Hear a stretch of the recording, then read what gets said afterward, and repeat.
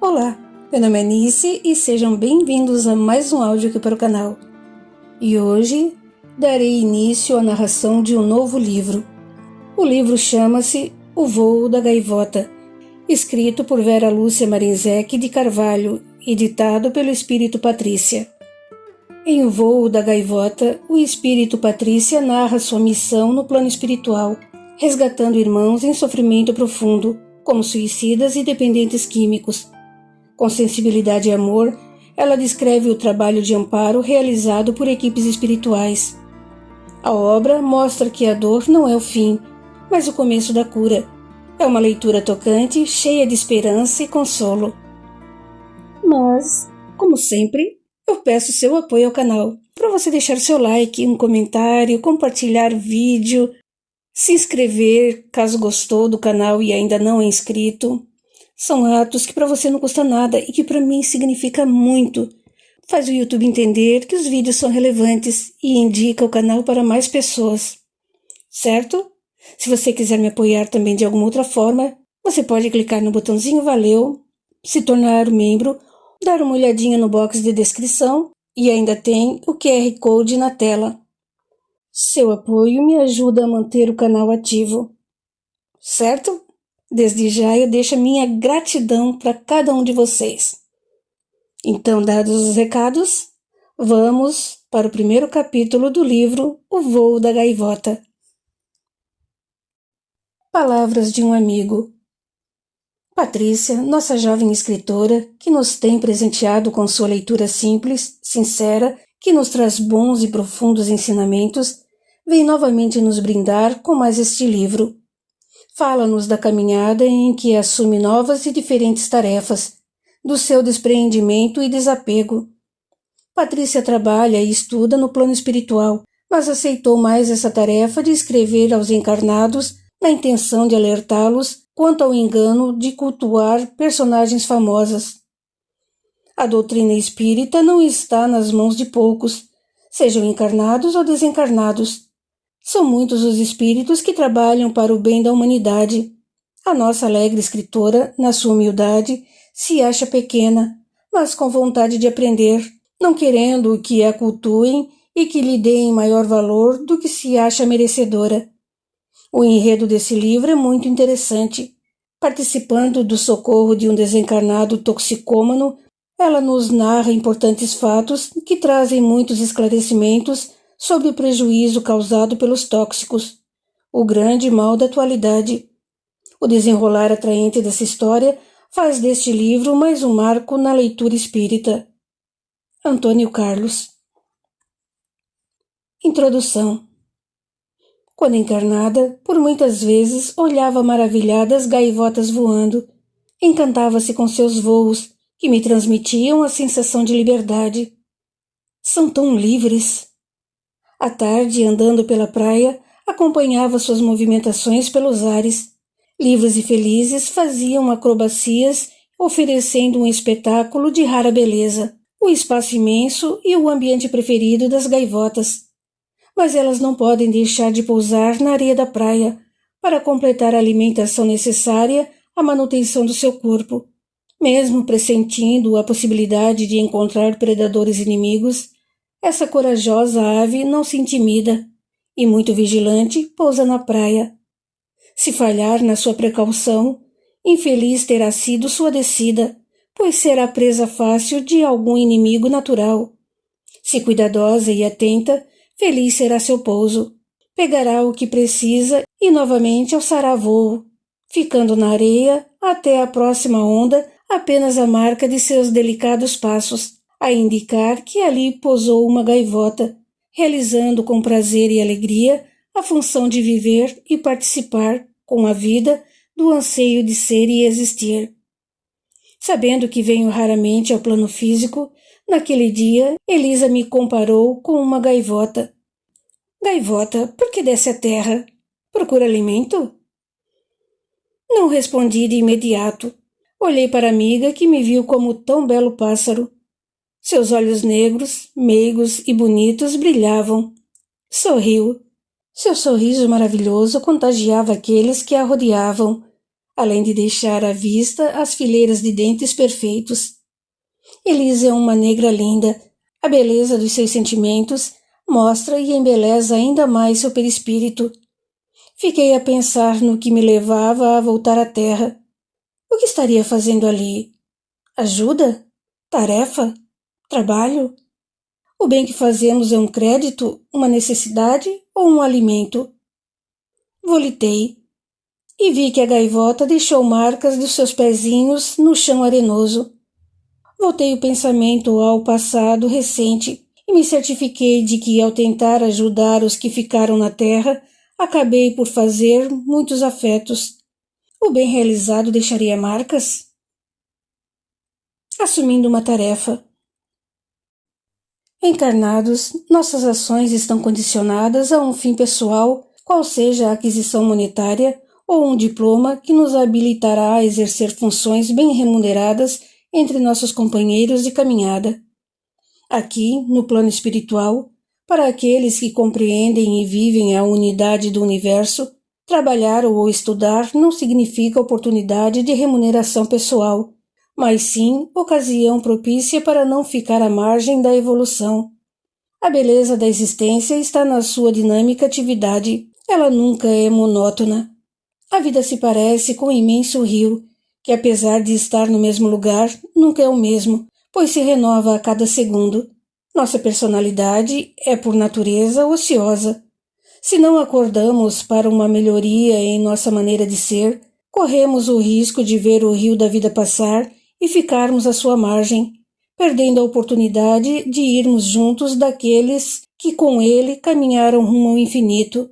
Aceitar novas incumbências de trabalho, de maiores responsabilidades, é motivo de alegria para todos nós que desejamos participar, em nome de Deus, da manutenção e do progresso de todos os seres humanos.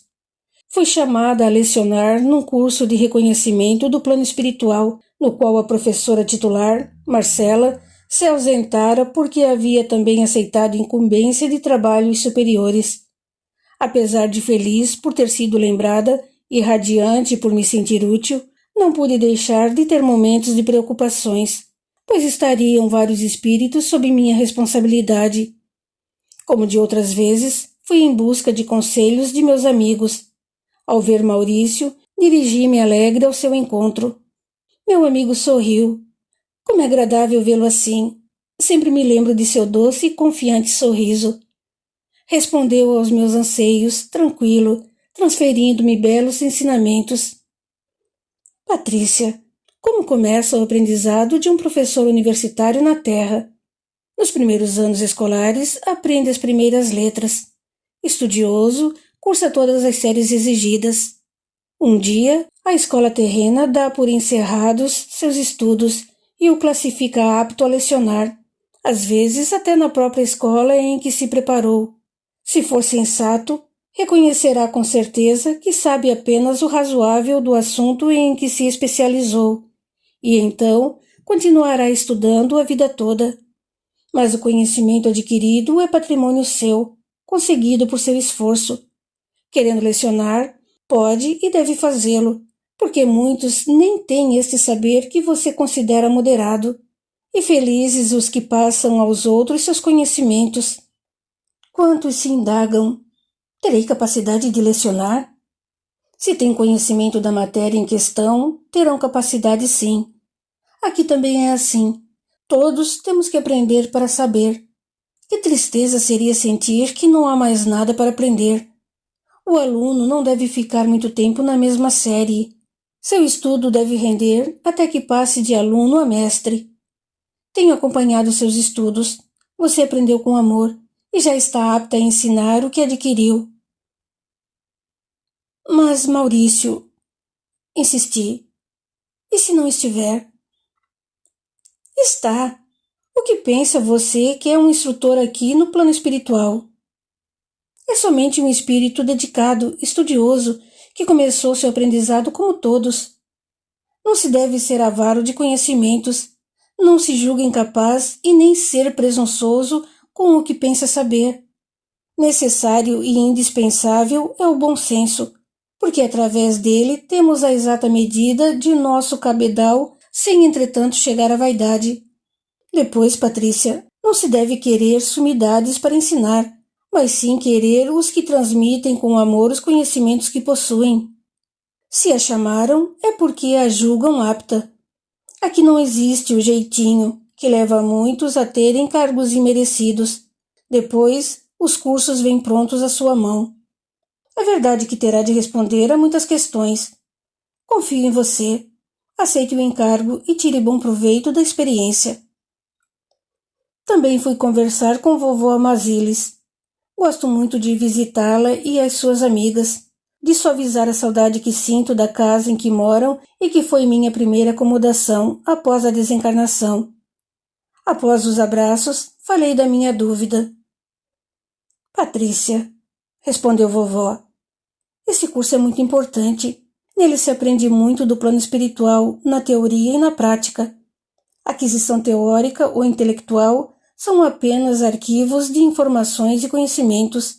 As excursões feitas durante o curso são a vivência do fato. Com compreensão, todo aquele que viveu sabe como tomar a melhor atitude diante de cada problema. A intenção do curso é que todos que o frequentem tenham essa compreensão, pois somente a vivência desses fatos ou conhecimentos será transmitida às nossas células perispirituais e, consequentemente, impressionará as células físicas. E quando reencarnarmos, essas vivências aflorarão em nossa mente como dom nato ou como mente inconsciente. Aceite, você é capaz. Você tem estudado tanto. Coloque em prática o que aprendeu e ainda aprende. De Antônio Carlos ouvi: não fazer por julgar-se incapaz não é aceito como desculpa nem aqui no plano espiritual, nem como encarnado. Se não é, torne-se. Todos somos capazes, principalmente se não nos é exigido o impossível. Agiu certo, de modo prudente, consultando os amigos. Quando nos sentimos inseguros, devemos pedir opiniões a amigos que consideramos e por quem somos considerados. Com as sugestões recebidas, devemos então optar pelo que é melhor para nós mesmos e para os outros. Não é certo fazer o que não somos capazes no momento. Às vezes, imprudentemente, prejudicaremos a nós e aos outros, fazendo algo por ambição, poder e vaidade. Não é o seu caso. Aceite e lembre-se. Aprendemos muito mais quando transmitimos conhecimentos. Também me aconselhei com papai, e dele recebi preciosa lição. Filha, a vida sabe melhor o que é bom a cada um de nós.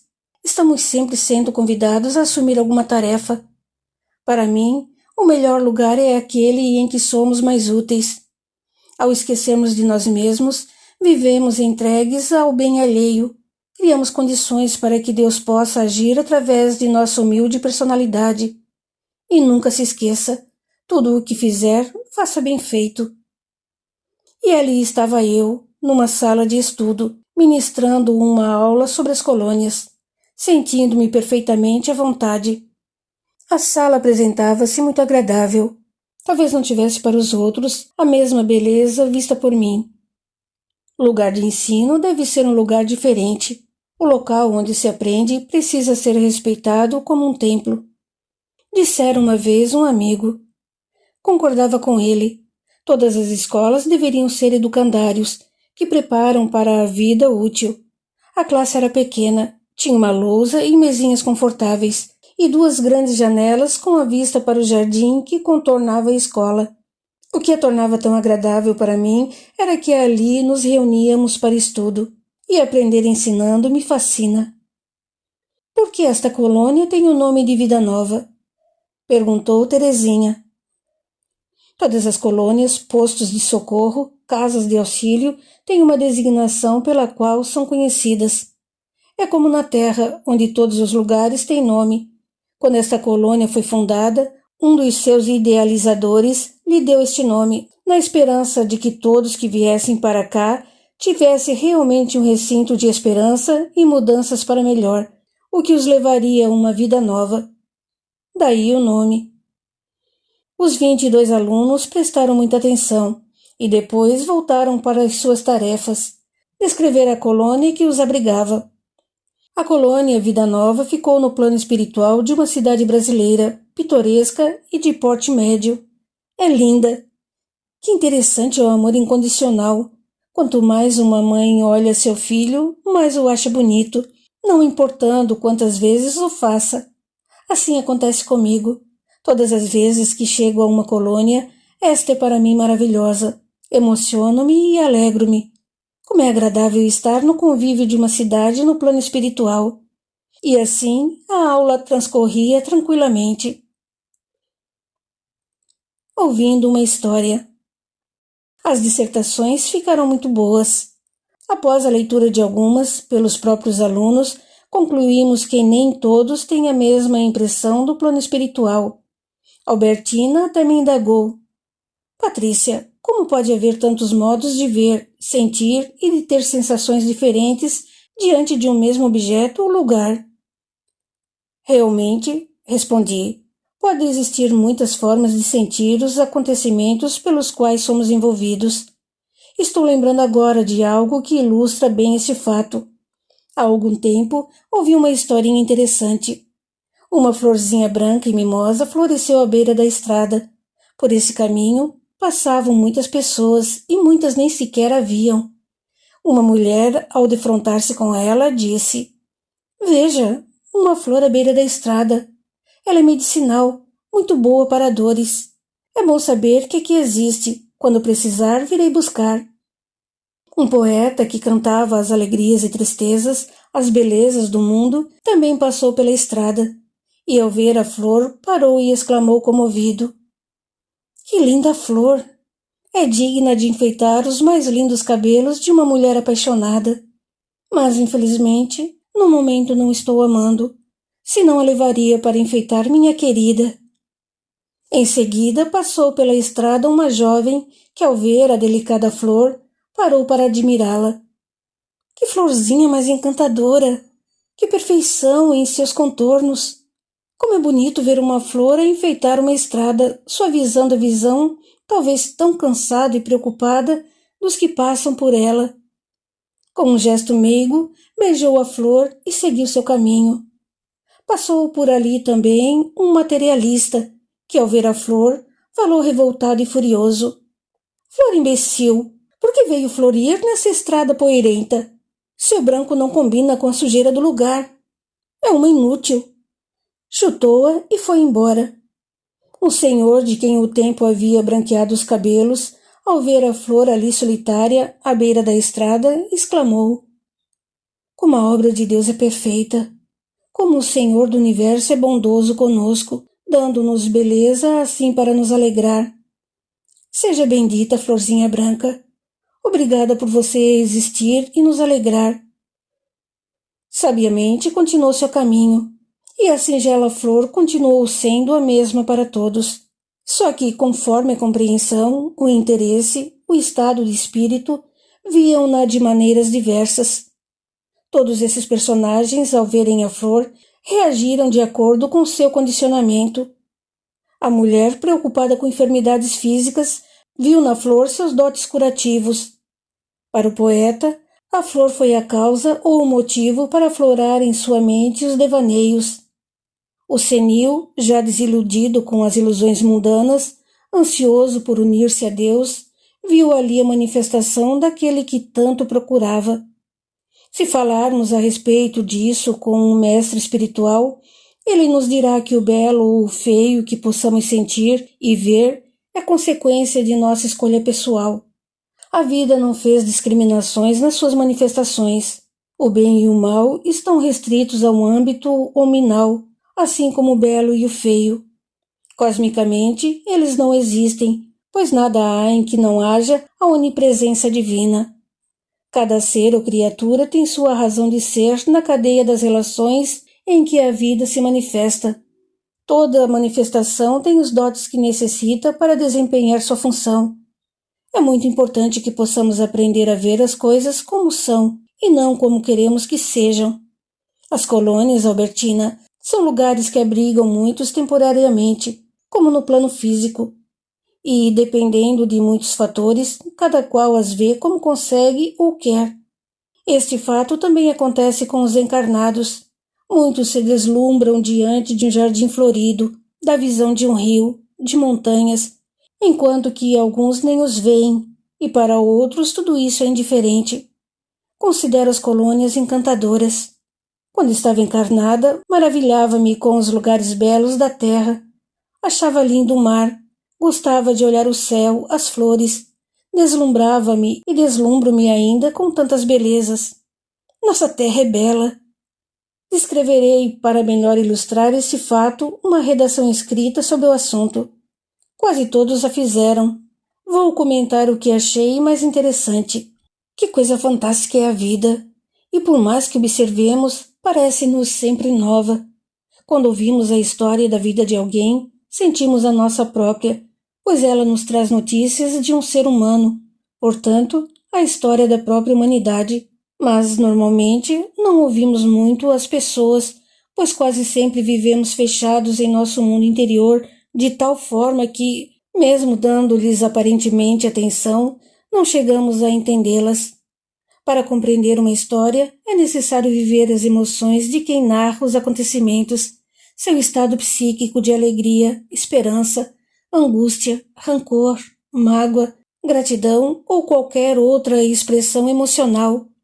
Escutando com atenção a história de Genoveva, uma pessoa comum, como a maioria dos encarnados ou desencarnados, teremos a oportunidade de entender o porquê de muitas vezes fazermos de nossas existências uma verdadeira tragédia, da qual desfrutamos pequenos momentos de alegria e um tempo sem conta de desespero, frustrações, angústias e dores. A personagem possui a manifestação divina. Amando a presença de Deus, que é o autor de todas as manifestações em cada criatura, teremos compaixão por todos os seres humanos, que no momento representam como atores no palco da vida. Imbuídos desses sentimentos, podemos ver a enormidade de nossa ignorância. Como ela começou, não importa. O que interessa é tirá-la de nós. Isto está em nossas mãos realizar. Portanto, não convém aplaudir ou censurar os erros ou os acertos de uma pessoa, mas compreender o que a humanidade tem feito com o privilégio de viver, ciente daquilo que somos, seres humanos. Genoveva começa contando sua desencarnação. Comento-a porque chegamos à conclusão que está muito relacionada à nossa maneira de viver encarnados, à nossa desencarnação e à nossa vivência aqui, no plano espiritual. A própria Genoveva leu sua redação para toda a classe. Desencarnei jovem, começou Genoveva. Isto é, não tão jovem. Tinha 37 anos. Amava a vida. Possuía lá meus problemas como todo mundo, mas estava satisfeita. Casada, com 2 filhos adolescentes, vivia feliz no meu lar. Um dia, como fazia sempre, saí para comprar roupas. Estava indecisa entre 2 saias e, distraída, atravessei a rua, quando um carro, dirigido por um jovem embriagado, me atropelou. Ele corria além do permitido e eu estava entretida. Não deu para evitar o acidente.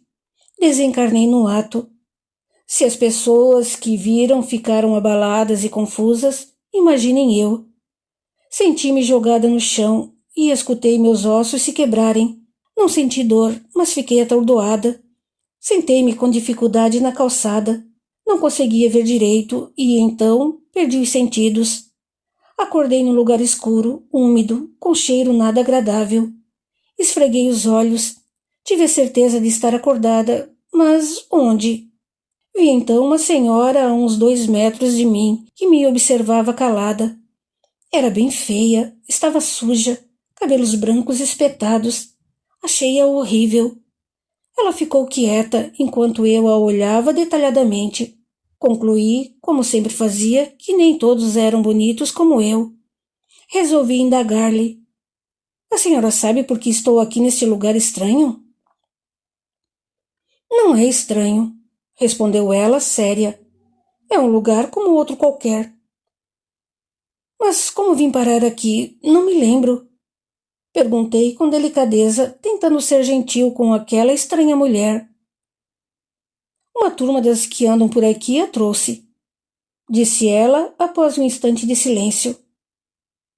Escutei eles dizerem que a encontraram sem sentidos após o acidente. Como não havia ninguém ao seu lado, pegaram-na e a deixaram aí. O acidente! Exclamei. Lembro-me bem. O carro daquele maluco. Mas não era para eu estar num hospital? Se não tivesse morrido, acho que sim, respondeu a senhora com sua voz rouca, o que para mim, naquele momento, era muito desagradável. O que a senhora está me dizendo? Se não tivesse morrido? Por quê? Morri? Que acha? Claro que morreu, respondeu dando um sorriso cínico. Não e não. Não morri, gritei.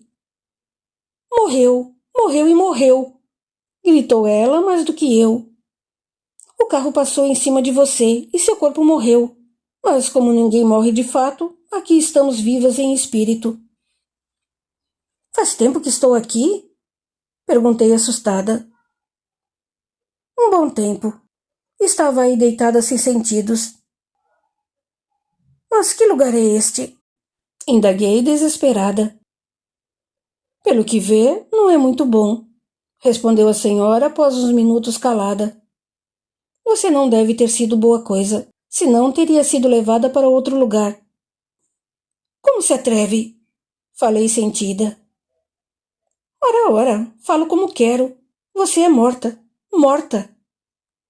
Não e não, repetia já duvidando.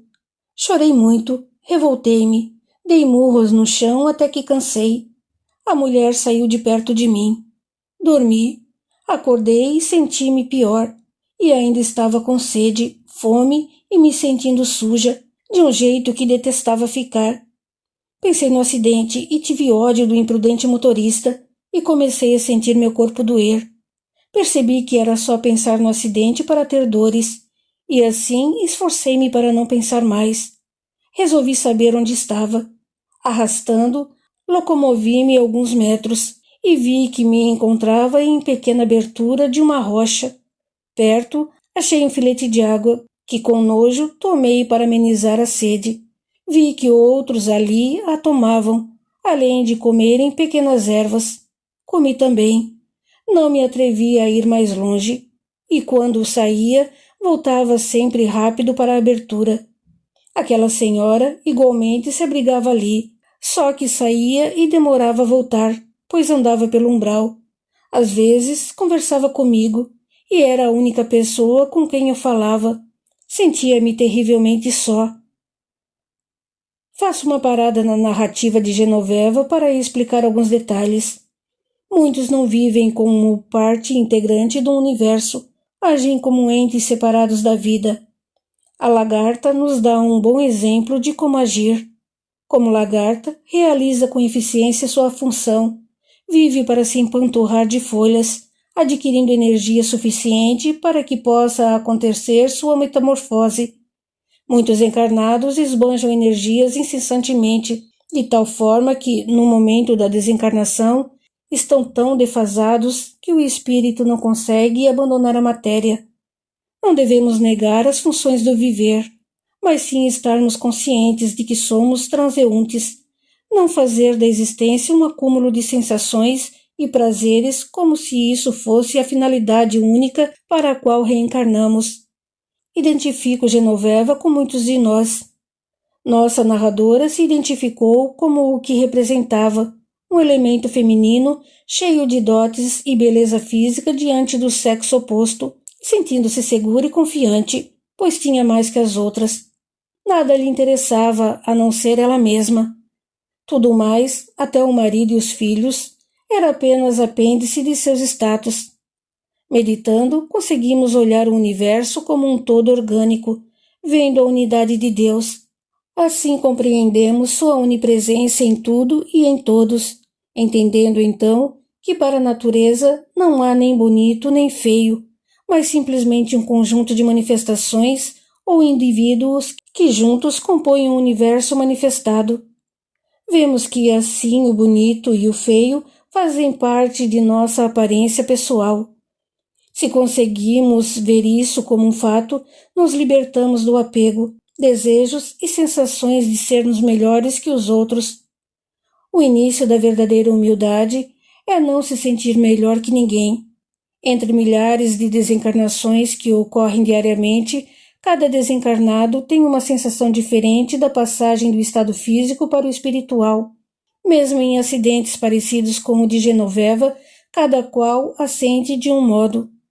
A desencarnação é um fato comum e natural, mas que se diferencia de uma pessoa para outra. Genoveva foi desligada bruscamente com um choque. Ao perder os sentidos, ficou em espírito deitada na calçada, já que seu corpo físico, logo em seguida, foi levado para o necrotério. Como não se afeiçoara ninguém de bem, isto é, trabalhadores ou socorristas, para lhe velar e socorrer, os desencarnados que vagavam a pegaram. Levaram-na após vampirizar seus fluidos vitais e a deixaram lá no umbral. Se Genoveva tivesse adquirido afetos espirituais, através de sua vivência física, teria sido levada para um posto de socorro. No exercício da fraternidade incondicional, que é o servir sem desejar nada em troca, nem mesmo recompensa da parte de Deus, emanamos boas vibrações. Essas vibrações atraem os bons espíritos, como também impedem o assédio dos maus à nossa volta. Tenho visto muitos acontecimentos em que desencarnados perversos aprisionam recém-desencarnados imprudentes e os fazem escravos ou os levam para seus agrupamentos. No caso de Genoveva, porém, sugaram-lhe as energias e a deixaram num canto do umbral. Voltemos à sua narração. Não sabia há quanto tempo estava ali, naquele lugar horroroso. Só mais tarde soube que foram 6 meses, os quais para mim pareceram ser mais de 6 anos. Sentia, às vezes, meus filhos me chamarem. Respondia alto. Já vou, filho, já vou. Mas não ia. Não sabia como fazer e nem tinha forças para me locomover.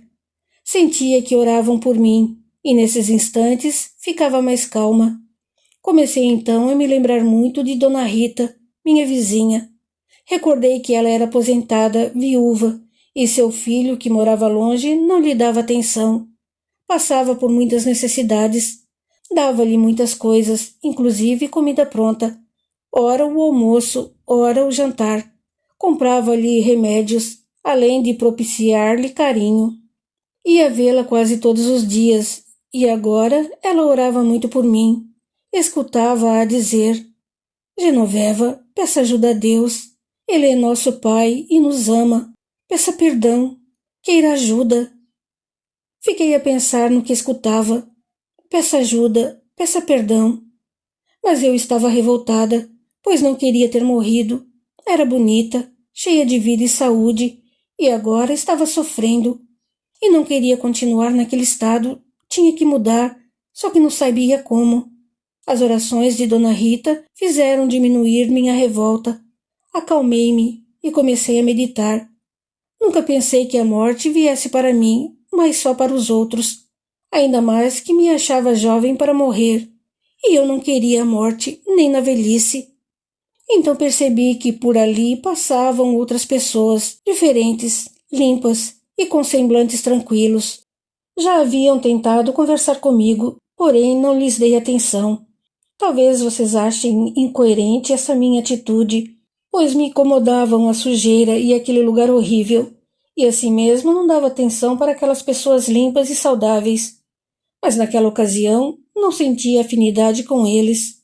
Não queria o que me ofereciam, a ajuda espiritual, mas sim o que havia perdido com a vida física.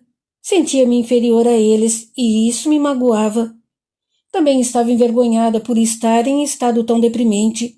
É que, quando encarnada, me sentia rainha, e agora era apenas um farrapo. Mas depois acreditei que eles poderiam me ajudar, e quando os vi de novo, os chamei, pensando firme nos dizeres da minha ex-vizinha. Peça ajuda, peça perdão. Senhores, por favor, me deem atenção.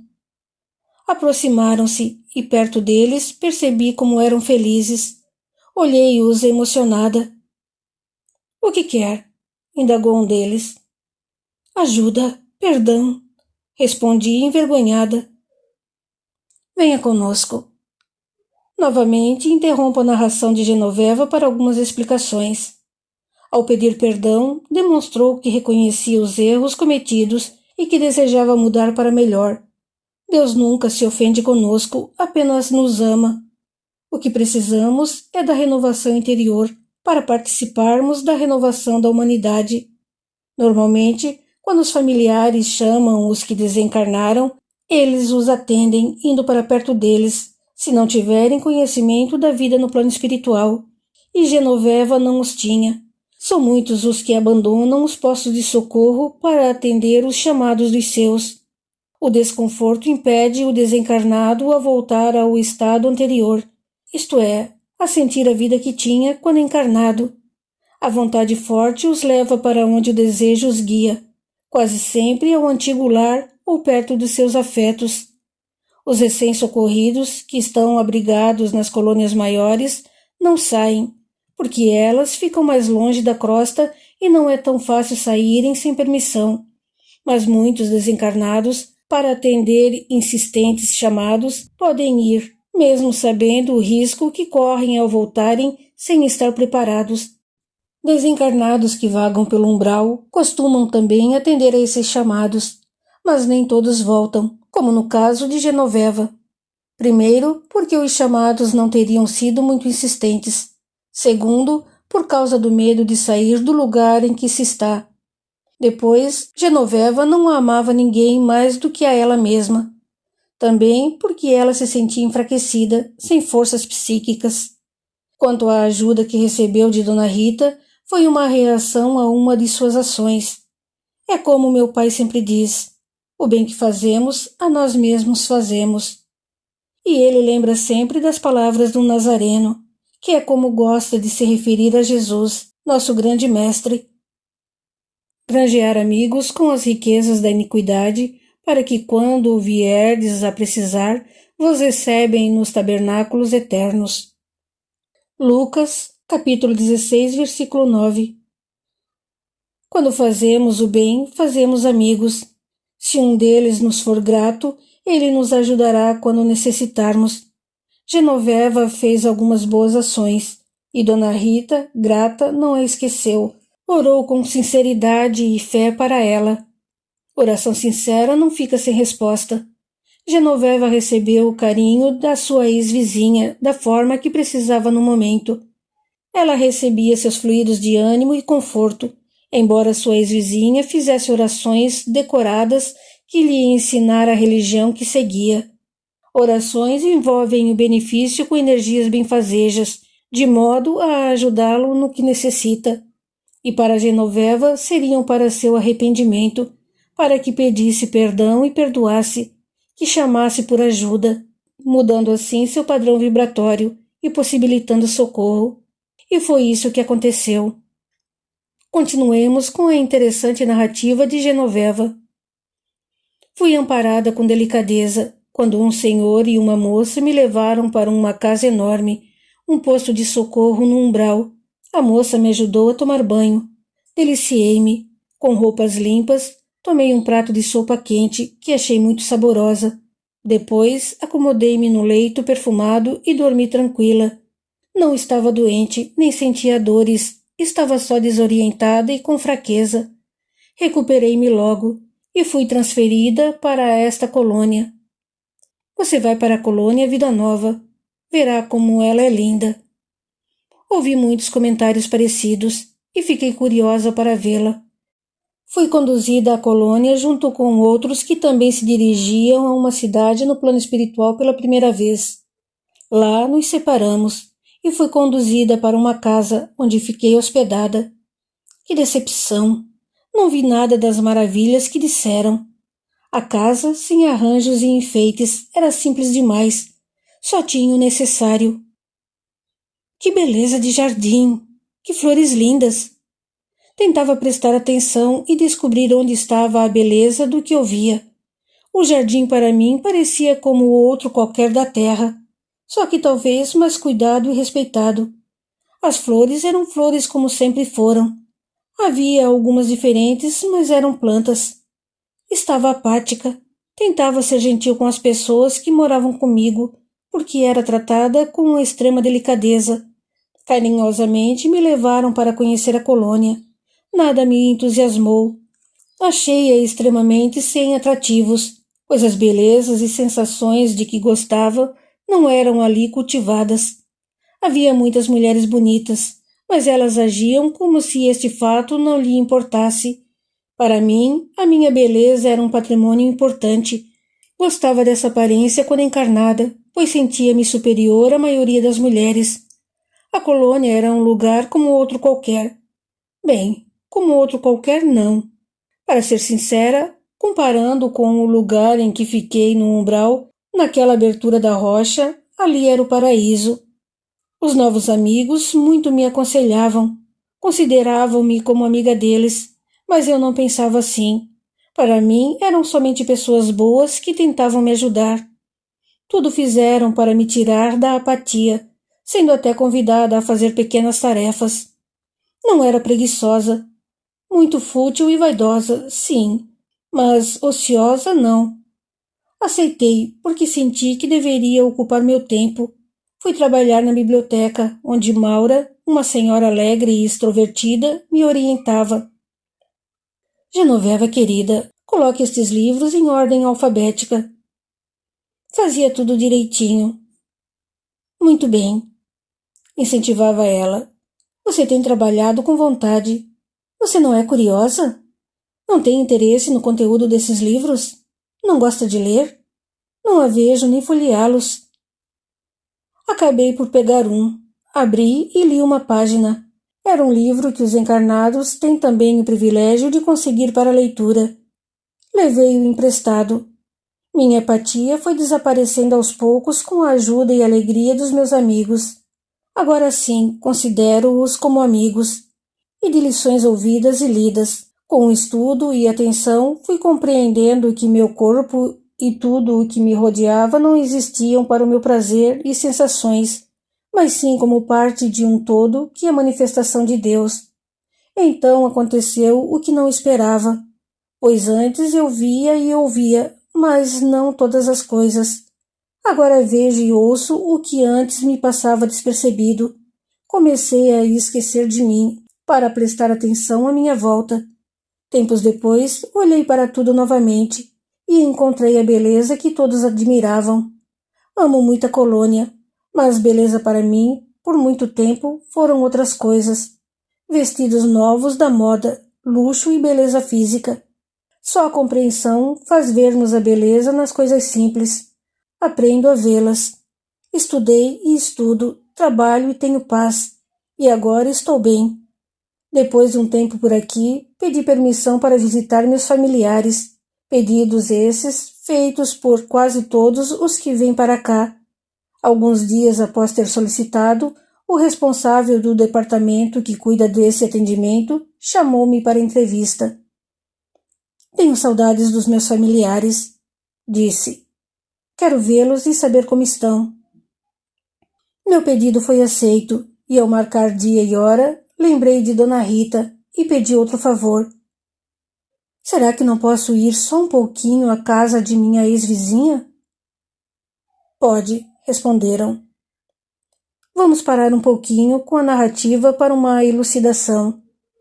Nessas primeiras visitas, os desencarnados seguem algumas normas da casa, onde estão abrigados, e que nem sempre são as mesmas para todos. Elas têm o objetivo de preservar o equilíbrio do novato em sua nova maneira de viver.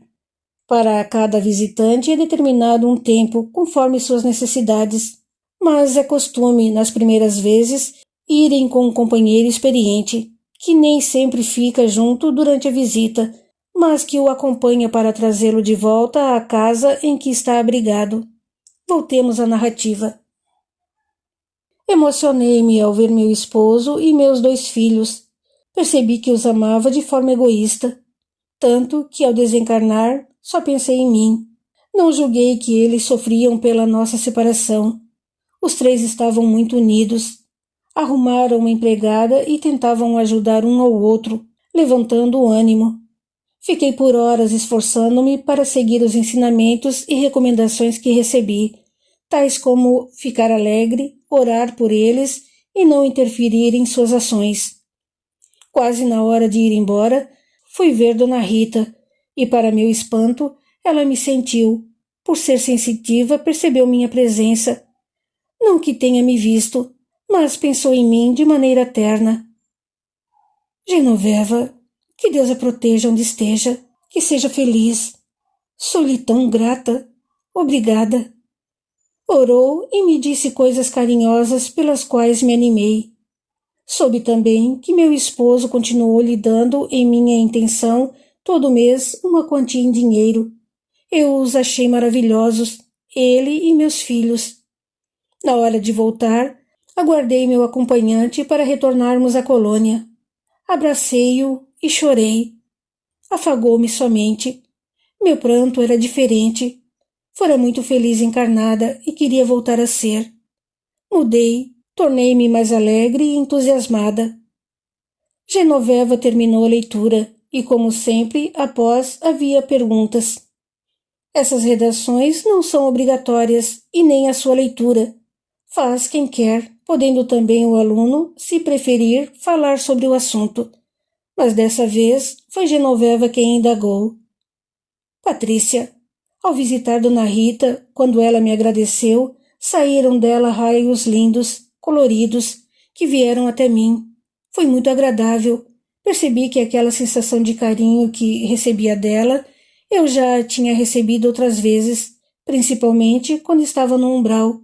Também agradeci a Dona Rita, pois estava ali para isto, e vi que ao fazê-lo também saíram de mim esses raios, que lhes foram também muito agradáveis. Como você explica isto? Quando estamos carentes, respondi, é que mais sentimos as vibrações de carinho, como aconteceu a você no umbral. Dona Rita orava, desejando-lhe que estivesse bem. O ato de agradecer é muito bonito. A gratidão sincera sai da alma e envolve a pessoa que agradece com raios de suave colorido, os quais depois vão para quem estamos agradecendo, beneficiando a ambos. Muitos pensam que bons e harmoniosos fluidos só acontecem em esferas elevadas e que só espíritos superiores são portadores de tais vibrações. É que ainda não perceberam que, por Deus, fomos dotados em estado potencial com a capacidade de amar e de sermos fraternos, cabendo-nos somente dinamizar este estado de vida. O estado psíquico de gratidão é uma faculdade do ser humano. Somos filhos do amor, mas não devemos nos importar com agradecimentos, e sim compreender o que realmente somos, para que, ultrapassando o egoísmo, cheguemos ao estado de fraternidade, em que o reconhecimento seja uma satisfação natural de se viver. Beneficiamos a nós mesmos quando cultivamos o sentimento sincero da gratidão. Ninguém fez mais perguntas e saímos para um pequeno intervalo. Fiquei a meditar. Muitos temem a desencarnação por não terem o preparo para essa continuação de vida. Muitos sofrem com essa mudança que a vida nos impõe, sem que tenhamos outra escolha. Outros a acham maravilhosa, pois pela lei da afinidade gostam muito do lugar para onde foram atraídos. A natureza não dá saltos, nada é excepcional, e a beleza está na simplicidade. Muito se tem falado da continuação da vida depois da morte física, mas cabe a cada um fazer seu preparo sem descuidar do tempo presente, pois é nele que continuamos nosso futuro. Devemos viver para o bem, sempre. A desencarnação pode ocorrer a qualquer momento, que ela nos surpreenda então de tal modo que possamos estar aptos a continuar a viver bem e felizes. Continua no capítulo 2. Até lá!